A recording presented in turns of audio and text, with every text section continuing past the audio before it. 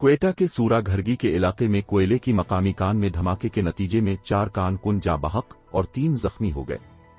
कानों और मदनियात के महकमे के चीफ इंस्पेक्टर अब्दुल गनी ने डान न्यूज़.टीवी को बताया कि जुमा की शब क्वेटा के नवा में कोयले की मकामी कान में जोरदार धमाका हुआ। धमाके के 22 कारकुन कोयले की कान में फंस गए, जबकि धमाके के नतीजे में कोयले की कान में काम करने वाले 4 मजदूर हलाक और 3 जख्मी हो गए। उन्होंने बताया कि इमदादी कार्रवाइयां गुज़िश्ता रात शुरू कर दी गई थीं। रेस्क्यू ऑपरेशन के दौरान 3 जख्मियों को क्वेटा सिविल अस्पताल के ट्रामा सेंटर मुंतकिल किया गया, जबकि जाँ बहक होने वाले कोयला कारकुनों की शनाख्त का अमल जारी है। अब्दुल गनी ने मजीद बताया कि धमाके की वजह मालूम की जा रही है, जबकि कोयले की कान को सील कर दिया गया है।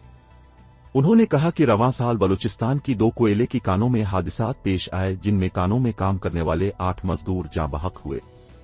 Pakistan central mines and labour federation के सेक्रेटरी जनरल लाला सुल्तान ने डान न्यूज़.टीवी को बताया कि गुज़श्ता साल सूबे में कोयले की कानों में काम करने वाले 100 से ज़ायद मजदूर अपनी जानें गंवा चुके हैं।